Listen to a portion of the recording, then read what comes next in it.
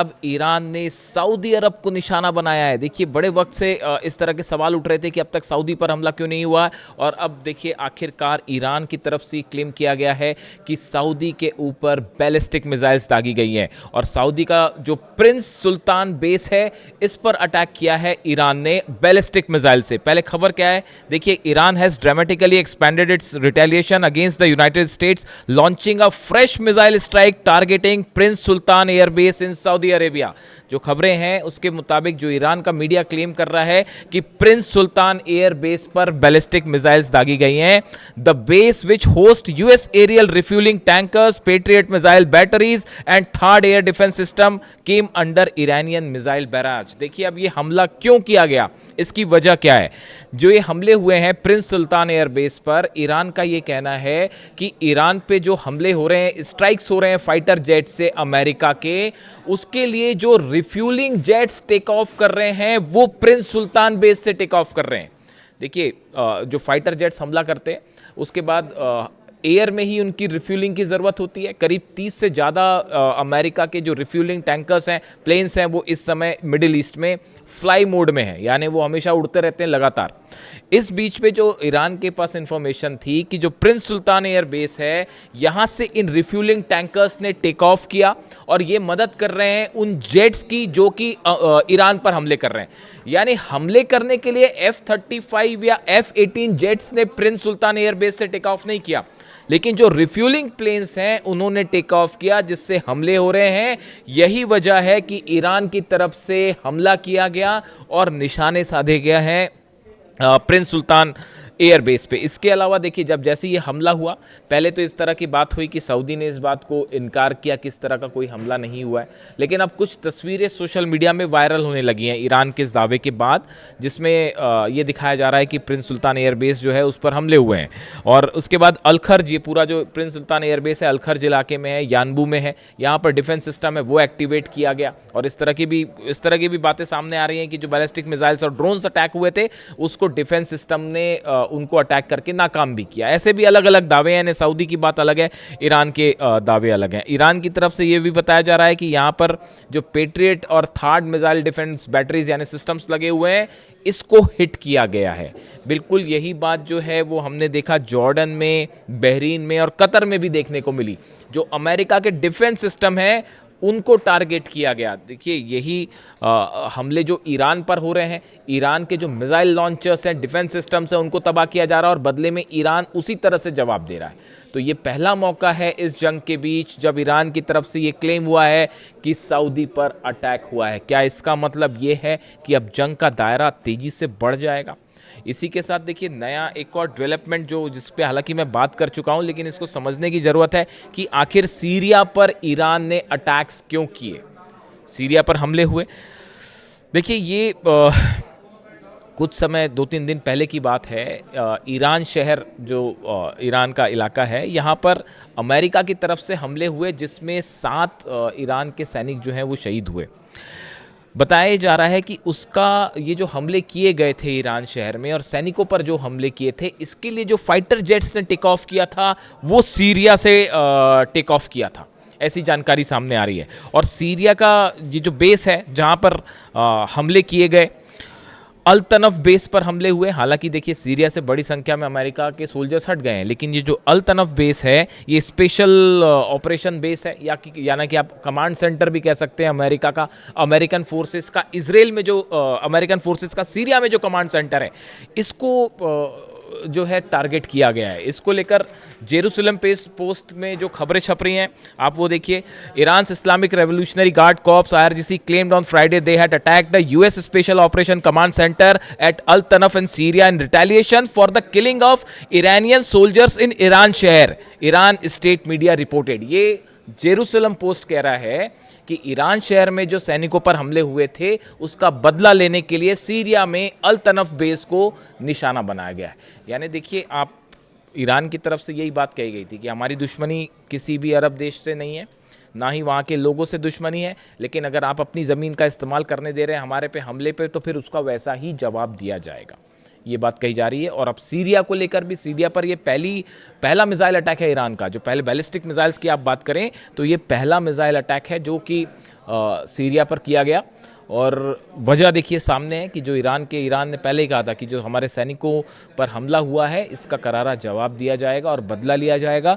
और जब खबरें हैं देखिए सीरिया में कितना नुकसान है, इसको लेके वैसी बात है जैसे सऊदी अरब के प्रिंस सुल्तान बेस पर हमले को लेकर है। सऊदी का अलग क्लेम है, ईरान का अलग क्लेम है। इसी तरह से सीरिया ने अभी कुछ नहीं कहा है, लेकिन ईरान की तरफ से क्लेम किया जा रहा है कि सीधा स्ट्राइक किया गया है इस बेस को और इसको तबाह किया गया है।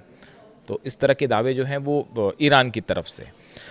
इसके अलावा एक और बड़ी खबर है, ये ईरान की तरफ से ये बात सामने आई है कि सीज़ फायर जो हुआ, बीच में जितने दिन का सीज़ फायर था, देखिए इस तरह की कई एक्सपर्ट्स ये राय दे रहे थे कि इस सीज़ फायर की आड़ में डोनाल्ड ट्रंप को और अमेरिका को वक्त चाहिए था इस बात के लिए कि ईरान के खिलाफ फिर से चीज़ों को एकजुट किया जाए। ईरान ने जो हमले किए थे 40 दिन की जंग के दौरान, अमेरिका के 16-17 बेसिस पर हमले हुए, 42 एयरक्राफ्ट जो हैं वो तबाह हुए, इसमें बड़ा झटका था अमेरिका की सेना को।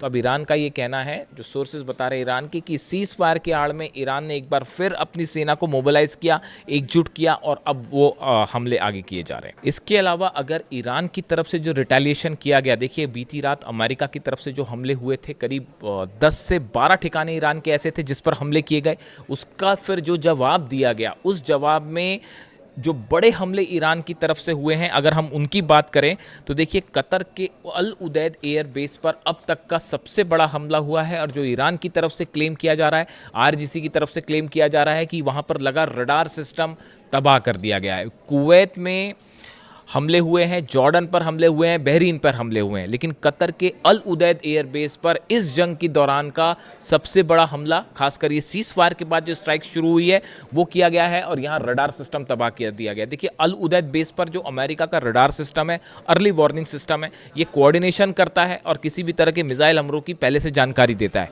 इस सिस्टम को तबाह किया गया है, इस तरह की जानकारी सामने आ रही है।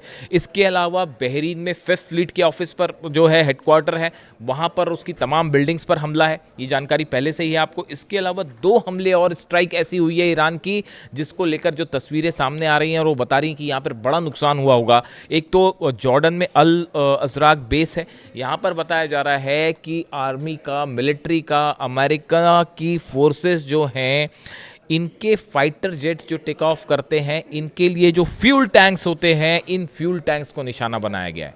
यानी देखिए जिस नेचर के हमले ईरान पर हो रहे हैं उसका वैसा ही जवाब देखने को मिल रहा है। और ये जॉर्डन में इसकी तस्वीरें हैं, भयंकर आग लगने की तस्वीरें आई हैं सोशल मीडिया पे। हालांकि यहाँ पे कितनी कैजुअलिटी हुई है, कितने क्या अमेरिकन सोल्जर्स मरे हैं, इसकी जानकारी आने में थोड़ा सा टाइम लगेगा, लेकिन ये तस्वीरें सामने आ गई हैं। जॉर्डन में अल अजराक बेस के पास जो फ्यूल टैंक्स को निशाना बनाया गया है। इसके अलावा कुवैत में कैंप उदैरी बेस और अली अल सलेम बेस पर एक बार फिर हमले हुए हैं। यहाँ पर हेडक्वार्टर्स पर, बिल्डिंग पर, एम्यूनिशन डिपो पे और आसपास के जो ब्रिज हैं, देखिए ये बड़ी गौर करने वाली बात है। ईरान के ब्रिज पर लगातार दूसरी बार हमले हुए, 2 बार हमले हो चुके हैं। एक दिन पहले भी हमला हुआ था, बीती रात भी जो है हमले किए गए, ईरान के ब्रिजेस को निशाना बनाया गया। अब कुवैत में बताया जा रहा है कि अमेरिका के बेस को कनेक्ट करते हुए जो ब्रिजेस थे उसको ईरान ने उड़ा दिया है। ये अपने आप में बड़ा डेवलपमेंट है। ईरान के हमलों की बात की जाए तो ईरान की तरफ से जो चीज़ें क्लेम की जाती हैं वो धीरे धीरे निकल के सामने आती हैं, जैसे जैसे तबाही की तस्वीरें सामने आती हैं। इसके अलावा देखिए हॉर्मुज़ में बहुत ज़्यादा चर्चा है, बारूदी सुरंगों में जो विस्फोट हुई है उसको लेकर बताया ये जा रहा है, सूत्रों के मुताबिक खबरें ये है कि हॉर्मुज़ के जिस इलाके में, हालांकि मैंने पिछले वीडियो में इसकी चर्चा की थी आपसे, हॉर्मुज़ का वो इलाका जिसमें बारूदी सुरंगें हैं, बिछी हुई है, इसको लेकर अमेरिका की तरफ से ऐसे दावे हो रहे हैं, इसमें अभी कितनी सत्यता है वो सामने आएगी। बताया जा रहा है कि अमेरिका की तरफ से शायद ये जानने की कोशिश हो रही थी क्या वाकई यहाँ पर समंदर के अंदर माइंस बिछी हुई हैं। देखिए इसका अंदाज़ लगाना बेहद मुश्किल है कि माइंस है, यानी इसको सैटेलाइट से कैच करना बड़ा ही मुश्किल होता है। एक तो ये फ्लोटिंग मोड में रहती है, मतलब सब अपनी जगह से, लोकेशन से हट भी जाती हैं कई बारी।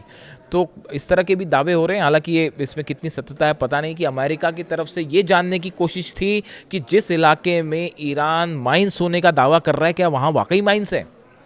और ये जानने की कोशिश के चलते जहाज़ जो है वो माइन से टकरा गए और बड़े धमाके के साथ कई जहाज़ तबाह हुए हैं, ऐसी खबर है। यानी जो जानना चाह रहे थे उसका जवाब मिल गया कि माइंस हैं और हो सकता है और भी माइंस बिछा दी गई हो। यानी फ़िलहाल हालात ये है, हॉर्मुज़ में हॉर्मुज़ जल रहा है, ईरान पूरी तरह से हॉर्मुज़ में कंट्रोल में है, जहाज़ खड़े हुए हैं, ईरान पर हमले हो रहे हैं, बड़ी स्ट्राइक्स हो रही हैं, इसमें कोई शक नहीं है। आज रात शायद और भी बड़ा हमला हो सकता है। और ईरान की तरफ से जो पलटवार किया जा रहा है, 5 अरब देश, यानी आप देखें एक रात के अंदर 5 अरब देशों पर ईरान की तरफ से हमले किए गए हैं। और अब सऊदी पर हमला, क्या यहाँ से ये जंग एक नया मोड़ ले रही है? इससे जुड़ी जो भी खबर है आप तक पहुँचाऊँगा। Thank you so much.